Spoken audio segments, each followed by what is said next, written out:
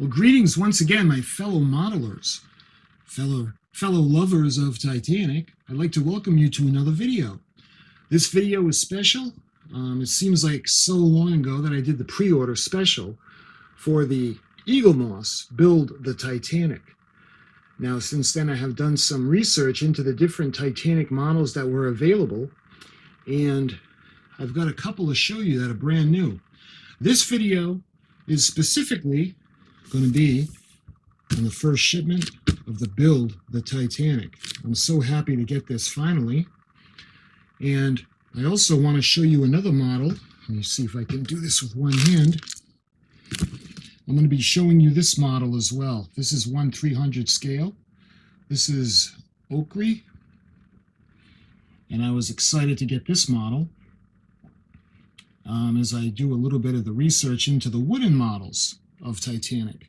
So we're going to show you this model. That's going to be another video. But for now, let's take you over to the desk and I'm going to show you what comes in the first shipment of the Build the Titanic from Eaglemoss. All right, let's get this open. You can see we got the Build the Titanic issue 2, CMC, Build the Titanic, the mini prints, the issue 1, and the Titanic print pack magazine, and the poster. So that's going to be fun. So this is going to be really cool. And we got some packing material. And, oh, look at this. You can see we got one of the lifeboats. You can see it looks like some Titanic of Liverpool. Looks like some photo etch. And you can see the back. We're going to go through all this in depth. I just want to show you what's in the box first. So let's put that aside for a minute. And we got another one. Let's see, part of the bulkhead for what looks like forward part of the ship. And we got the Titanic, and you can see the little anchor right there. Let's see what else we got in here. You can see a beautiful poster. The Olympic and Titanic, each 45,000 tons from the White Star Line. Beautiful illustration of the Titanic, largest steamers in the world. All right, what else we got?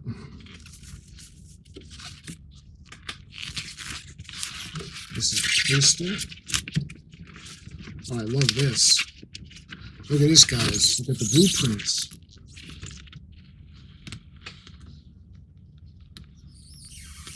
You can see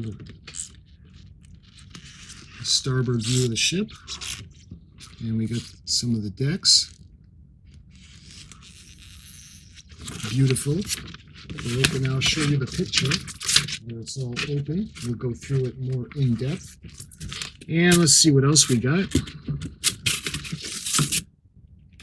We got the Build the Titanic book. And we have the Build the Titanic model. This is going to be a lot like the one that I showed you earlier, the ochre. So, let's see, is that everything? Yep, that's everything in the box. The Diecast Club presents Build the R.M.S. Titanic. Large scale, 1/250 scale, classic wood and metal construction. So let's get this open right now.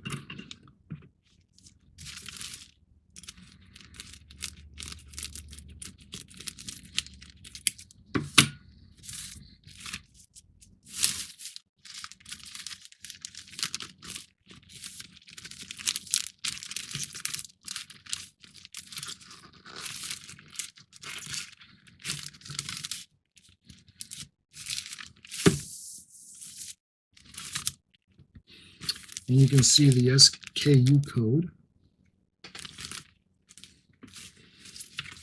All right, so welcome to the Diecast Club. Build the R.M.S. Titanic in 1/250 scale. And you got the story behind the Titanic. Love it. This is like a pull-out. So let's get it all so you guys can see. The story behind the Titanic. RMS Titanic was the largest, most luxurious ocean liner ever constructed. And now you can build your own highly detailed 1/250 scale model of this famous ship. Look at that gorgeous picture of her. When the White Star Line commissioned the trio of Olympic-class ships for the Blue Ribbon transatlantic route in the early 1900s, RMS Titanic was the grandest of them all. Not only was she the largest ship ever built, she was also the most opulent, in capability to accommodate 3,320 passengers with a level of luxury never previously seen.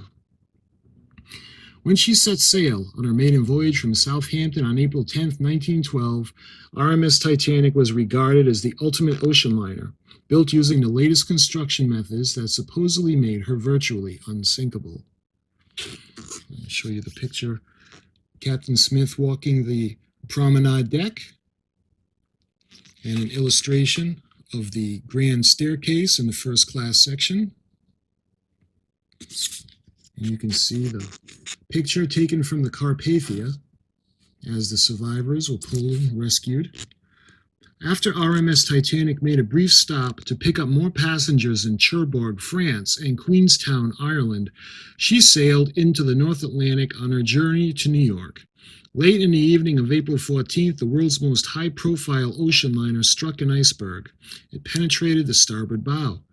About 2.5 hours later, Titanic had sunk with more than 15,000 of the 2,200 or so of her passengers and crew losing their lives in what was the deadliest maritime disaster to date. In the magazine, it shows us the step-by-step assembly guide. Each shipment includes a feature-packed magazine along with kits of parts. This contains your easy-to-follow assembly instructions, as well as a series of illuminating features to enhance your knowledge about the world's most famous ocean liner and her tragic demise. It is a story that combines grand ambition, lavish splendor, misfortune, and tragedy like nothing else before or since. You can see the step-by-step assembly guides. Titanic Chronicles, a comprehensive history of the RMS Titanic through her inception, construction, and launch. Life on Board, a glimpse into life on board, from grand first staircase staterooms to plush third-class accommodations. Queens of the Ocean, a spotlight on some other illustrious ships that have sailed the high seas. And Passenger Tales, stories behind some of Titanic's passengers and their tales of bravery and tragedy.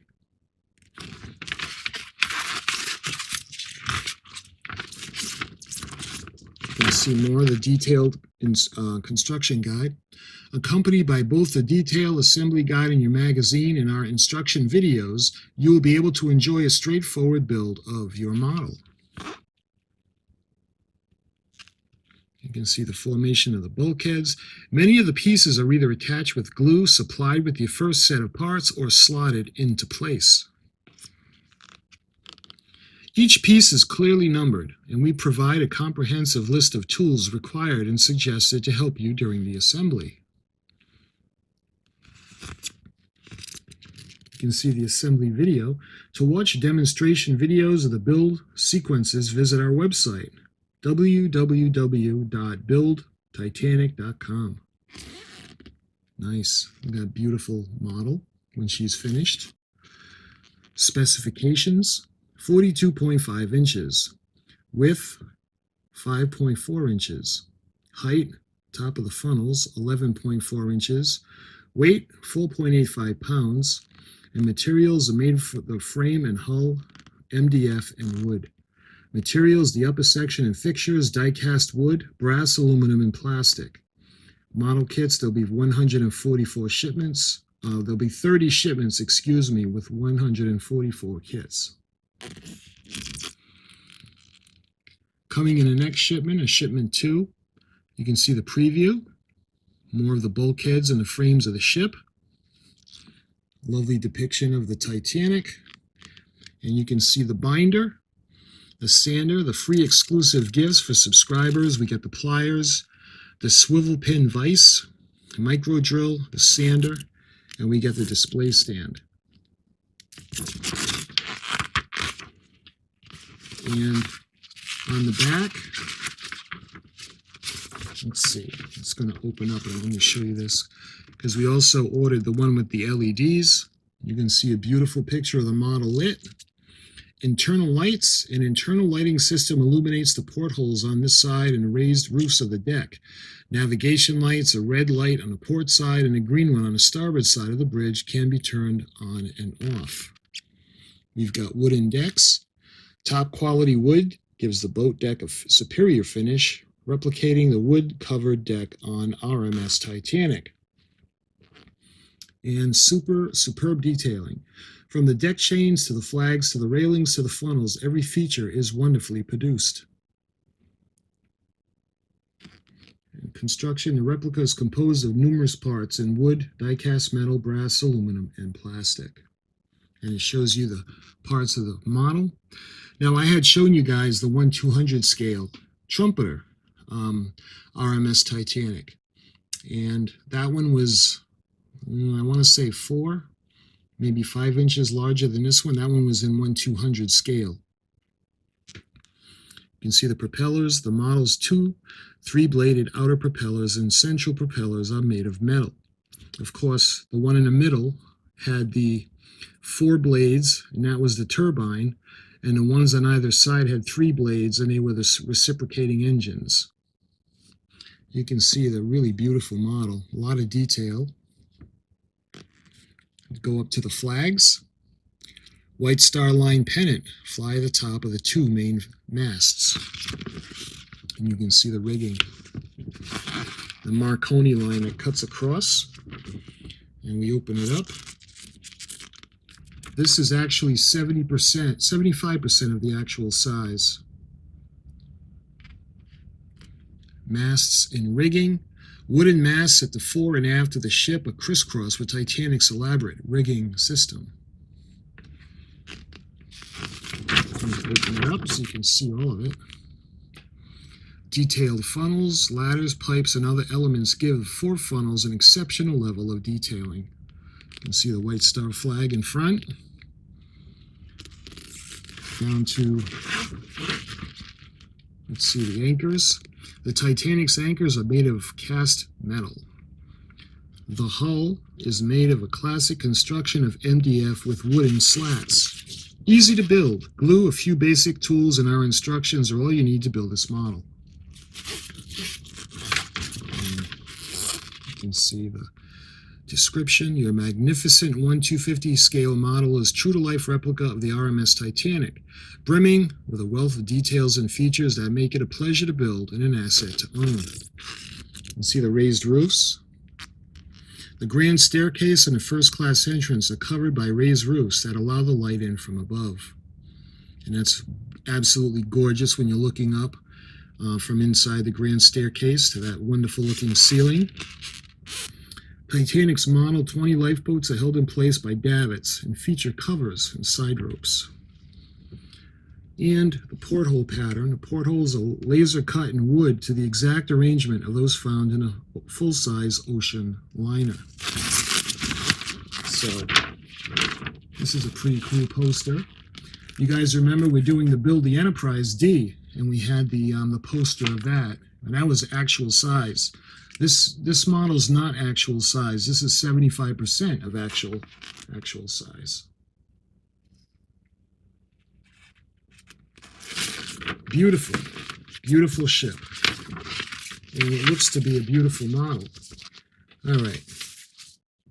Let's see. We got our first official Build the R.M.S. Titanic magazine, issue 1. Large scale 1/250, the world's most famous ocean liner. All right, in this issue, we've got Build the R.M.S. Titanic, the model and assembly guide to Titanic Chronicles, life on board, Queen of the Ocean, passenger tales, and artifacts. That's going to be fun. I love the little tidbits. Like the Build the Enterprise D, they have little tidbits throughout the build. Little tidbits on the series and behind the scenes. So, a tale of luxury and tragedy. Join us in a thrilling voyage of discovery as we build a 1/250 scale replica of the legendary transatlantic liner RMS Titanic. No other ship in history has its unique aura of luxury, mystery, and tragedy, which ultimately resulted in a supposedly unsinkable colossus plummeting to the depths of the North Atlantic on its maiden voyage in 1912. Now you have the opportunity to construct a truly epic replica of the world's most famous ocean liner. You can see a nice picture of the model right there.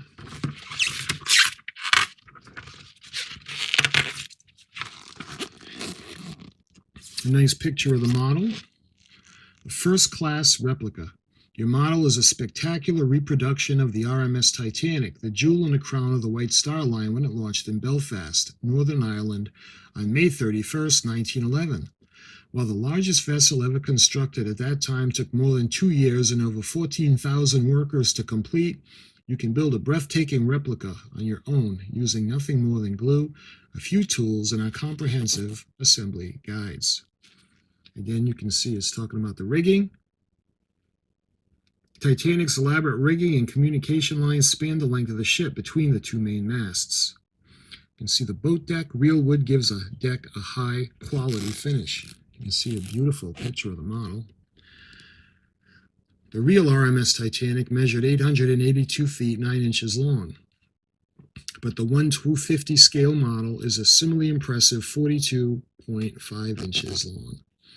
The wood slats are fixed around an MDF frame in a classic method of boat construction. Precision-made components, laser-cut parts, used throughout the pattern are the portholes and the details in the smaller items. Exclusive materials. The model is made up of parts made in wood, die-cast metal, brass, aluminum, and plastic. Deck details, cranes, chains, capstans, and vents are just some of the numerous detail I feature on a deck. Now, what I had looked on the website, the paint is not included, so you have to get the paint in order to paint this. You see a nice picture right there of the Titanic under construction. I think that's during her fitting out. RMS Titanic was born out of desire by the White Star Line to create the largest, fastest, and most luxurious ships to sail the lucrative transatlantic route and supplant its main rival, the Cunard Line.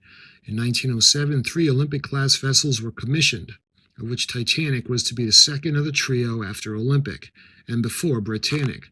Construction of the Titanic began at Harland and Wolff Shipyard in Belfast on March 31st, 1909, with thousands of workers spending more than a year to complete the ship's frame in the world's largest gantry. 14 months later, the ship left dry dock in front of 100,000 excited spectators, keen to observe the launch of what was at the time the largest man-made object ever built. Construction using 15 watertight bulkheads that would enable a vessel to float even in the event of some being breached. RMS Titanic was viewed as the ultimate modern liner that can simply not sink. That's not a good designation to have. You can see the model.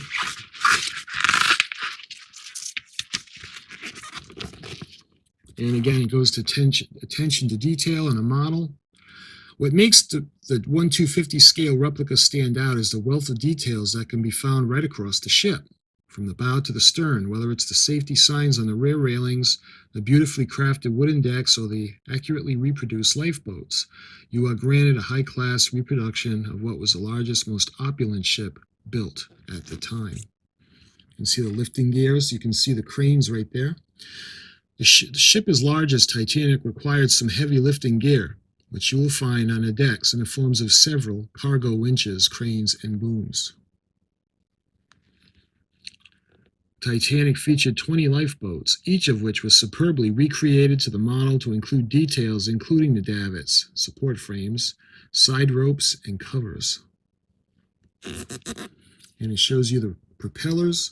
The model's 3 propellers are made from die-cast metal, which you can later paint in a bronze color. The side propellers on a Titanic were 23.5 feet in diameter. Again, you have to paint them. The interior lighting. A comprehensive lighting set for the interior of the ship illuminates the portholes along the side of the vessel and the roofs of the first-class staterooms on deck. The model is beautiful. Again, you can see the finished model. The anchor chains, cast from metal, the Titanic's anchor chains and the capstans to which they are attached are prominent features of the foredeck. The real anchors weighed 15.5 tons each. Navigation lights, the red port and the green starboard lights, are positioned on either side of the bridge to add an extra level of realism to the model when viewed in the dark. And I love the warning signs that they have as well. On a real Titanic, 3 red signs on the stern rail, each one positioned in line with the propeller below, warn smaller boats to stay clear of the triple screws. In the wooden deck, teak and pine were the varieties of wood used for Titanic's boat deck. They were replicated on your model with a high-class wood finish. You can see the frame coming together.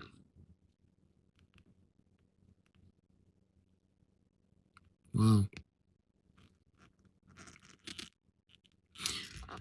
Okay, so now it's time to start building your spectacular R.M.S. Titanic model. You will receive several sets of parts in each shipment, each component machine tool to exact specifications to help you construct the replica, and then paint it as easily as possible. Some assembly instructions in the magazine will enable you to enjoy a straightforward build, but if you are ever unsure about a step, you can always refer to our video instruction guides that can be found at buildtitanic.com. You will receive numerous parts over the course of your subscription that will build a phenomenal Titanic replica. What tools will you need? Many of the parts in your model are fixed together with glue, which you will receive with your components in this first shipment to help you during the build.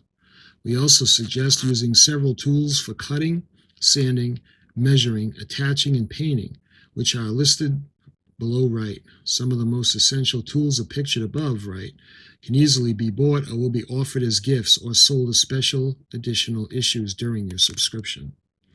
You can see the cutting pliers, the pin vise, a set of paintbrushes, a sander, sandpaper, pen and pencil, ruler, craft knife, set square, blotting paper, flat file, a mini clamp, contact glue, quick drying glue, mini file nailer, pin hammer, tweezers, mini caliper, a punch, flat pliers, round pliers, tread cutter, a thread cutter, and a mini saw.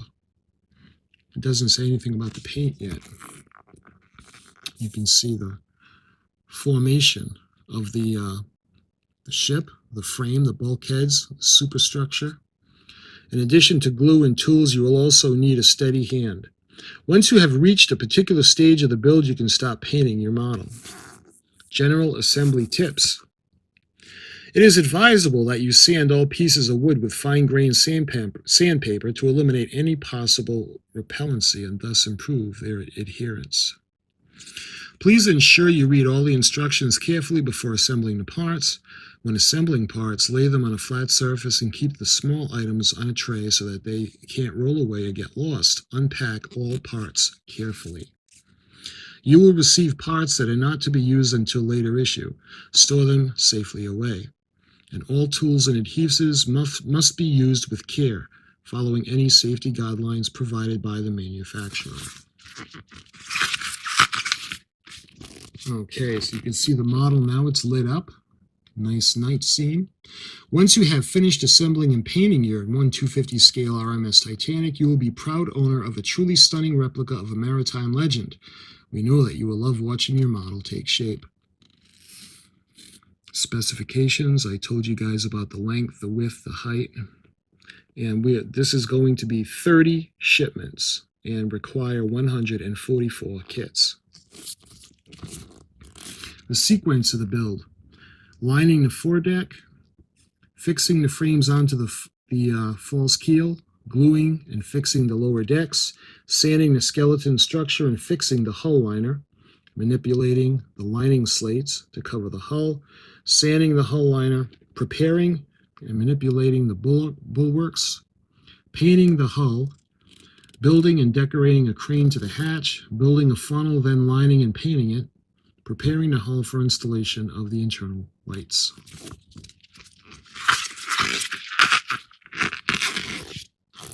Okay, so kit 1, lining of the boat, lining of the bow deck of the hull. You can see the section highlighted where we're going to be working. We need fine sandpaper, a ruler, a pen or a pencil, a thin paintbrush, and a craft knife. The first assembly phase, you will start to line the bow deck of the hull. You can see the kit parts from number 1.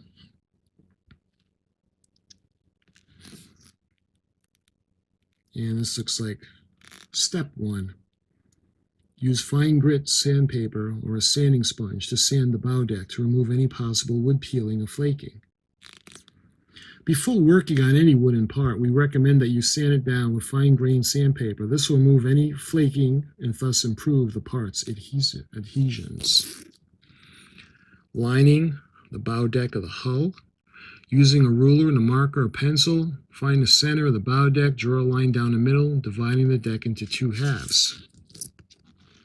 Apply a thin line of white glue to the area indicated by the red arrow in the image. Spread the glue with a thin paintbrush so that it covers the width approximately 0.2 inches or 5 millimeters. Place one of the planking strips on top of the glue and press it down so that it adheres firmly along the entire length of the deck. Repeat the same process to more glue strips moving toward the outer edge of the deck, each new one. The strips should be positioned tightly next to each other to achieve a good finish.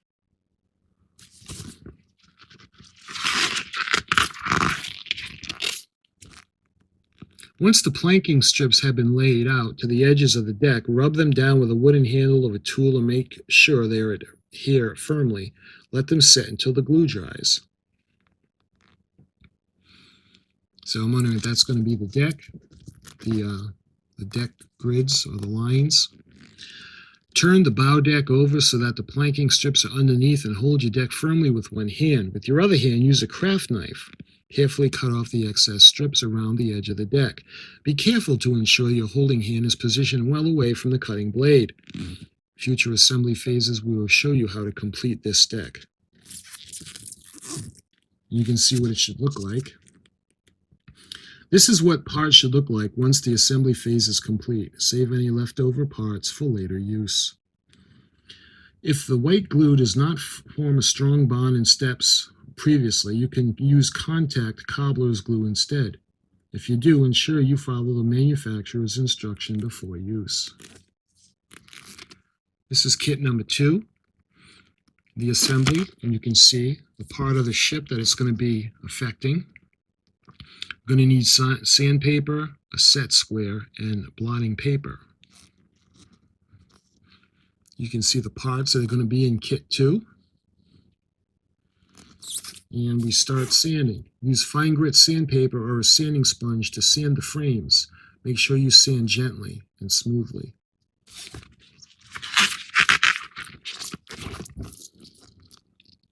Now we take the false bow keel from the previous kit and check how frame in number 3 fits into its 3rd vertical groove.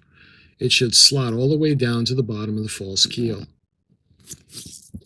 Separate both parts and apply a thin line of white glue in the area of the frame indicated by the red line on the image. And you can see we're going to glue that part as well. Apply glue to the areas on the false keel that will come in contact with the frame as indicated by the red line on the image. It is recommended that you always examine and fit pieces together and or adjust them before gluing them directly. Immediately after applying the glue, slide the frame into its corresponding groove, once again until it presses up against the surface of the deck. Then, using a set square, check the 2 parts from a 90-degree angle. Use blotting paper to remove any excess glue. Following the same steps, insert the glued frame number 1 into the previous kit and frame number 2, included with the kit. Note that the upper part of the frames must be level with the false keel without jutting out beyond it. Hold the part still in place until the glue dries. You can see the formation already starting. This is what the part should look like once the assembly phase is complete. Save any leftover parts for later. So this is the completion of the first and second kits. Look at that beautiful picture of the Titanic. Pictured as it left Southampton on its ill-fated maiden voyage, the R.M.S. Titanic. I love that picture.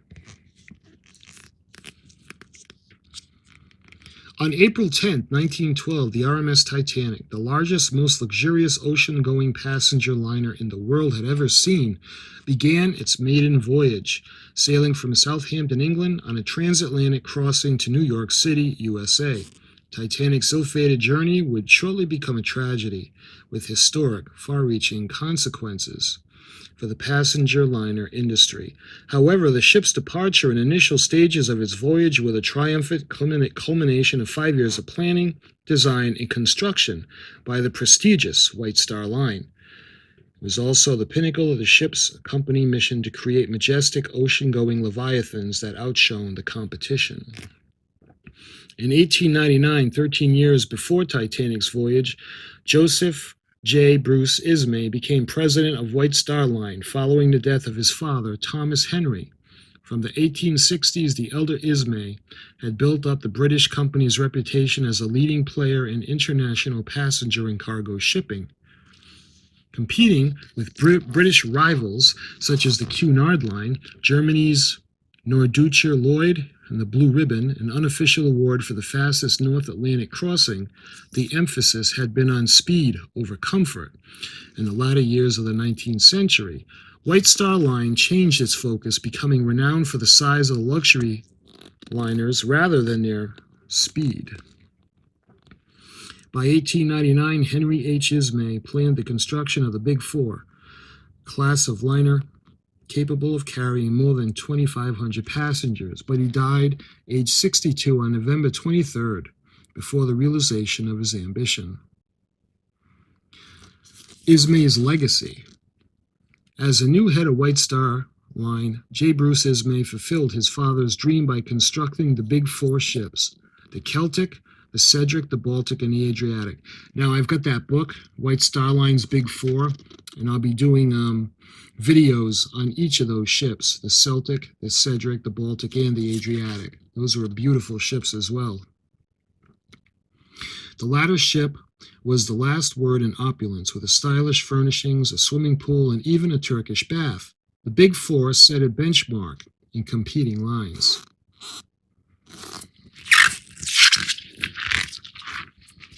See it. Look at that. That's beautiful. That is the Adriatic. White Star's luxurious twin-funnel R.M.S. Adriatic, a Big Four class predecessor of the later Olympic-class Titanic.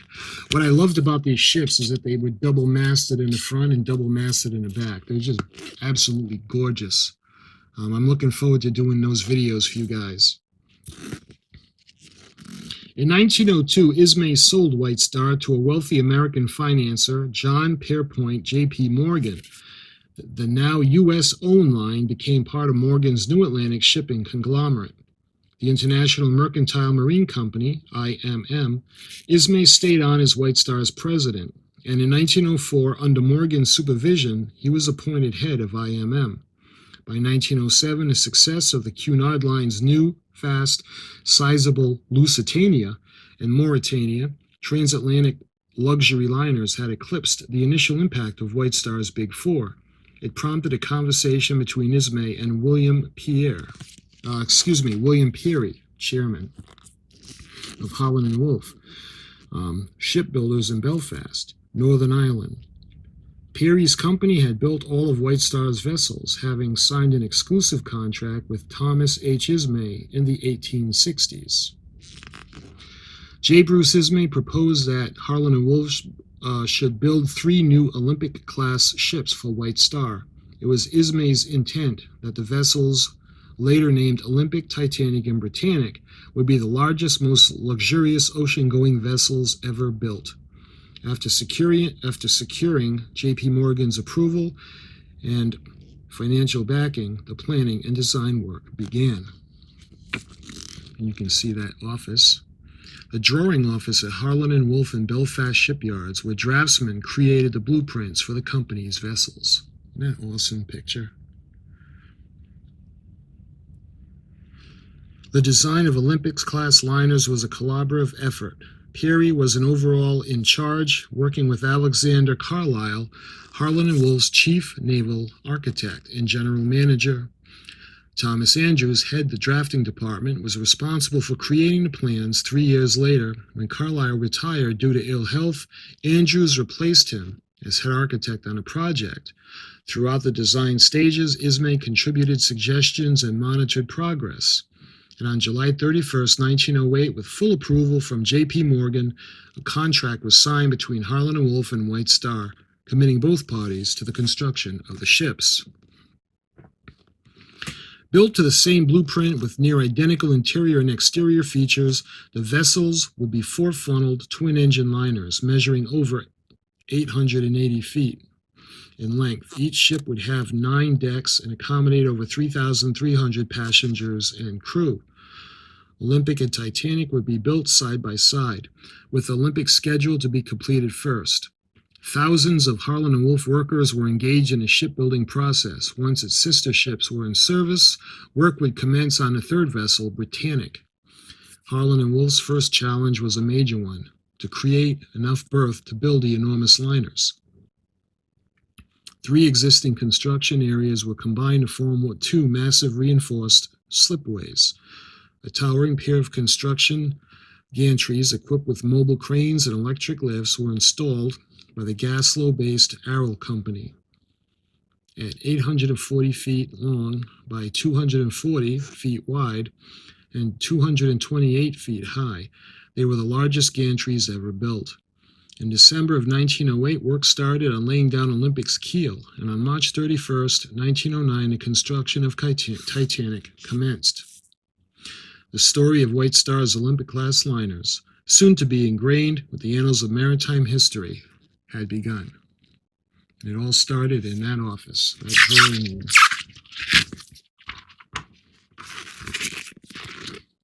Look at that. The grand staircase. From sumptuous cabins and lounges to fine dining and physical recreation, the White Star Line ensured that Titanic's first-class passengers enjoyed the height of luxury. All first-class accommodations were impressive, but different options were available depending on the passenger's budget and needs.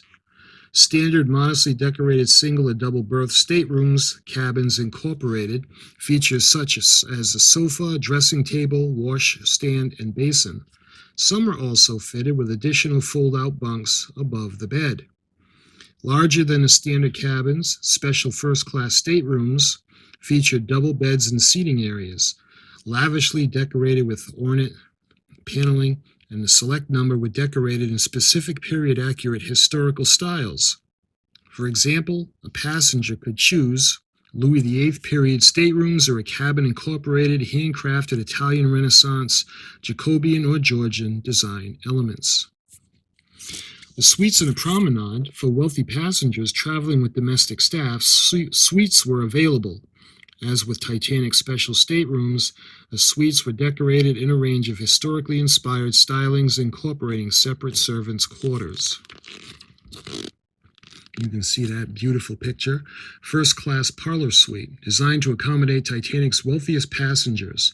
The price per Atlantic crossing was $1,205, or 870 quid, or 1,020. I'm not sure what those units of measurement are for money. The equivalent to around $44,333 if purchased today. You can see the keeping fit, the gymnasium, and the seagoing edition found on board Titanic and her sister ship Olympic had heated pools allowing first-class passengers to enjoy an invigorating swim. It is impossible to adequately describe the decorations in a passenger accommodation. They are on a scale of unprecedented magnificence.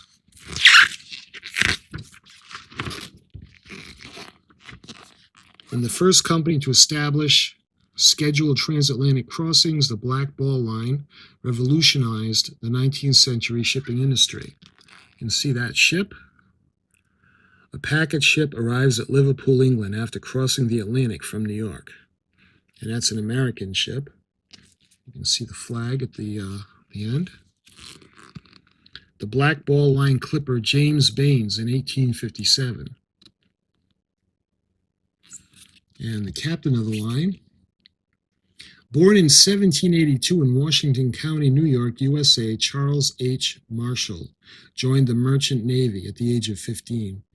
A lifelong seaman, he traveled the world and enjoyed a company later known as the Black Ball Line, its inception in 1817.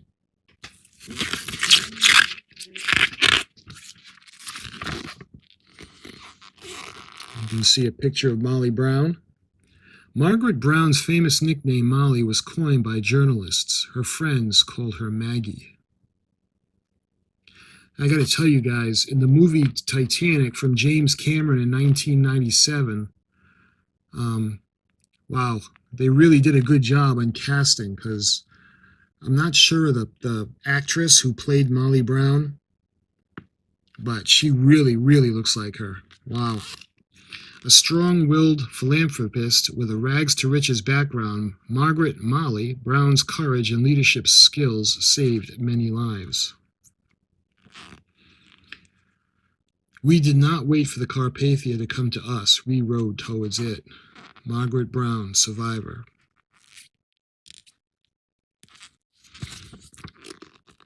You can see, actually, from the movie that I was talking about, acclaimed actress Kathy Bates. That's who I was trying to think of.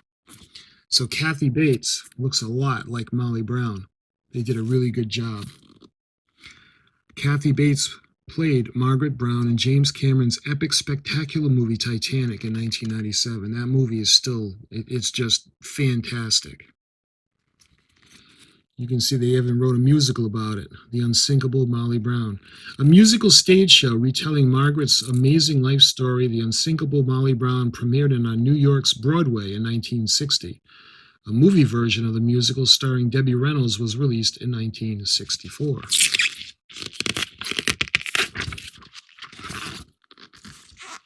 Oh, I love stuff like this. Okay, we got the third star line, the third class. A replica of an original third-class passenger ticket for the Titanic. I would love to have that. And look over here, a ticket for the liner's Turkish or electric baths. All aboard the Titanic, a snapshot of an era. Down here you can see, wow, look at that. A marconigram from Mrs. W. Bucknell, a survivor, to her family in Rome, dated April 18th, 1912. That's amazing.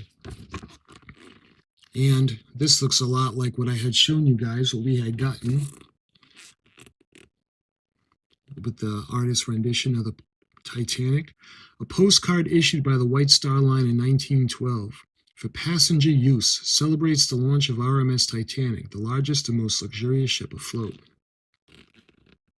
Absolutely gorgeous picture.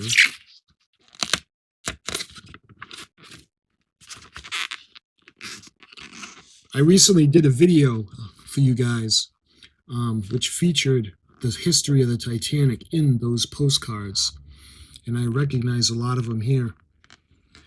From the monument, Captain Smith's monument, different photographs, the Olympic, the Titanic. Period picture postcards offer some of the best visual representations of RMS Titanic and her sister ship RMS Olympic.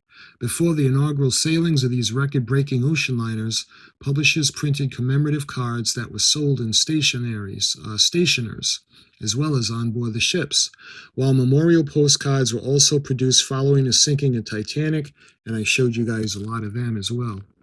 A few postcards were written on a doomed vessel and sent ashore for posting when Titanic made its final port call at Queenstown, Ireland. And you can see the others. You can see this is White Star Line and triple screw, Olympic and Titanic. I love that picture. Gorgeous. You can see that one is absolutely beautiful, stunning rendition as well. 2 White Star Line promotional postcards with the top image possibly showing RMS Olympic. The close similarities between her and Titanic meant that the pictured vessels were sometimes incorrectly labeled on postcards. And that's everything in this magazine. And coming in the next kits, you'll see the parts that are going to be coming in the next magazine. Titanic under construction, laying of the keel, survivor's story, living the dream, and sailing under steam. So that was fantastic. All right, so we showed you that. What is this? I think this is, yep, these are the blueprints that I had shown you guys. So they show the lower deck and they show the orlop deck. You can see the front, the chain locker, the store, third class open berths. Oh man, I love this. Permanent third class open. You got the boiler rooms, boiler room casing, the engine room casing, third class cargo. Look at that. And then the bottom, you got the propellers, the tunnel, the electric engines, the turbine engines, reciprocating engines, and the coal bunkers.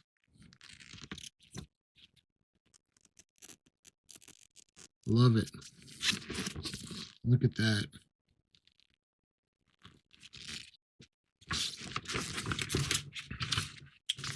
All right. What's next? And we've got this beautiful, this is a Mary Evans picture library, Onslow Auctions Limited. And you can see this is I wonder if that's a reproduction of a postcard. You can see the Eaglemoss.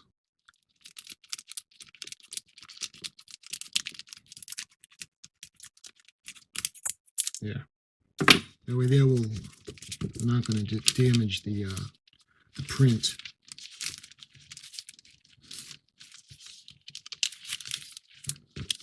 And I think there's more than one, if I can get them out. There we go. So, look at that.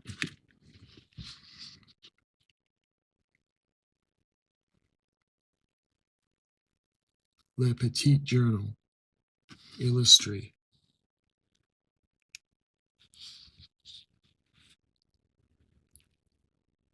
Des fleurs sur la mer. Well, sur la mer. I think that's Des fleurs sur la mer. I'm French, but I'm unable to read it, so.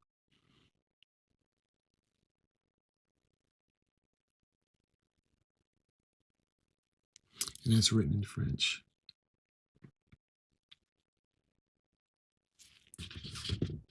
Beautiful. On heavy paper. Suitable for framing. And then we got the Titanic, the Olympic. Each 45,000 tons. White Star Line.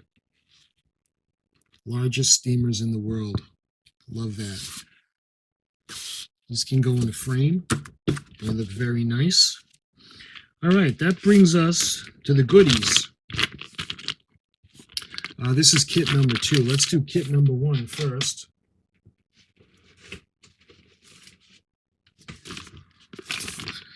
Okay, kit number 1. Eaglemoss. We can peel the top off like a flap. And we can still keep everything relatively neat. Okay.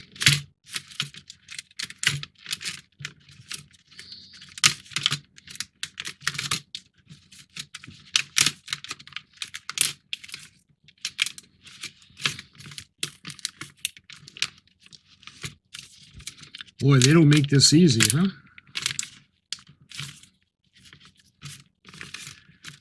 All right, first thing we have are the planks. And these are going to go on the deck. And these are what's going to be cut after they're glued into place. And you can see the first wood piece. And what we got to do is we got to find the middle. And then we take one of these. Let me get one of them out for you guys. Just like that. Put them in the middle. And we're going to start gluing them in place. And then we're going to do half. And then when it's done, we're going to cut them. So that looks like that's going to be the planking for the decking. And that is the forward deck at the bow, foredeck.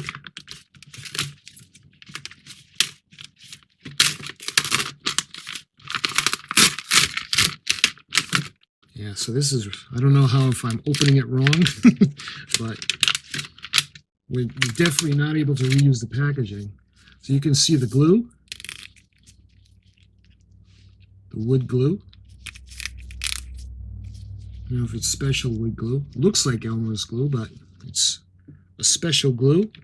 And let's check out this lifeboat. You can see the lifeboat with the little detail inside, and this is metal.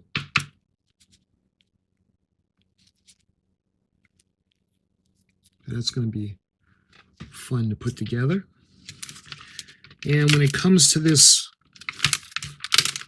photo etch, let me see if I can get this out to actually show you guys.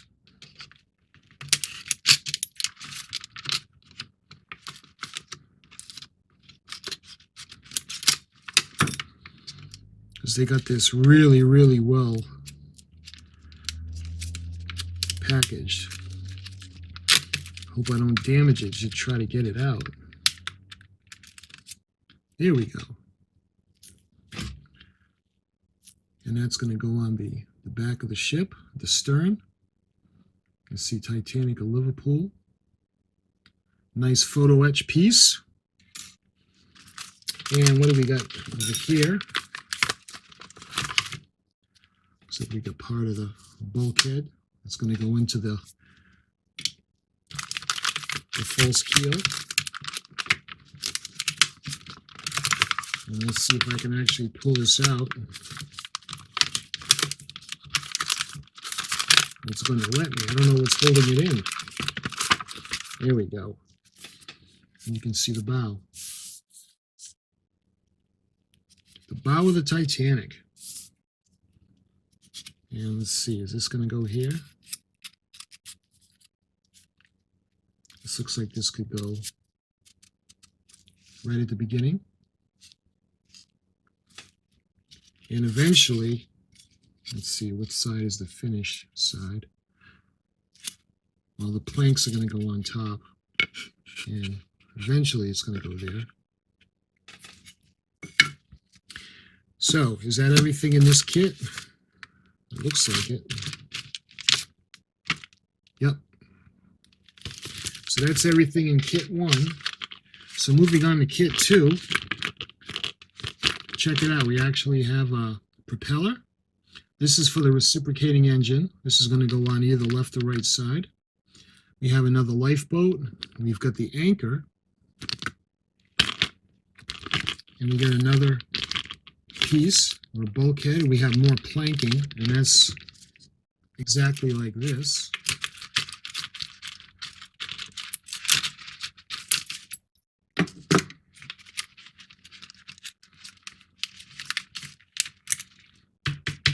Propeller is made of metal.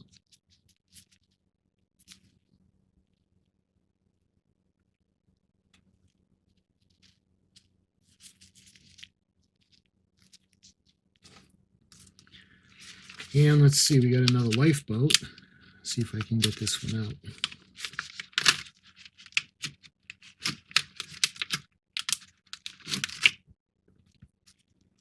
Again, you can see the detail. I believe they're the same size. Yep. And let's see, we got the anchor.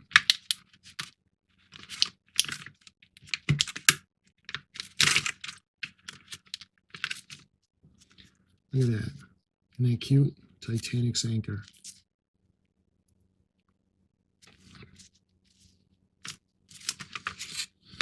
And basically the pieces of wood are the same for the bulkhead that I showed you in kit 1.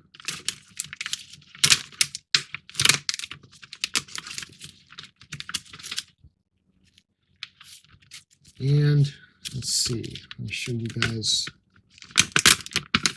the planks. More of the planking.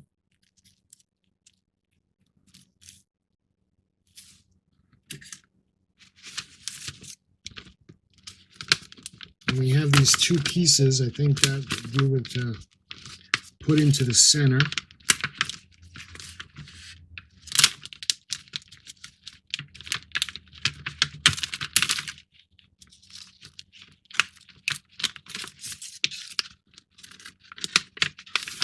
Again, they don't make it easy to get things out of this packaging. But I do understand when you're shipping out literally millions of these things, cost effective. You're not going to put them all in a box. So I understand the vacuum form trays. It just doesn't make it easy to save things for later. Like when we're doing with the Enterprise D, we are able to have some of the trays where we can keep the pieces until we need them. With this, this kind of makes it hard to reuse this or keep things without them falling out. And you can see the raised areas on top and how they're going to slot when they go into place, into position. Just like that.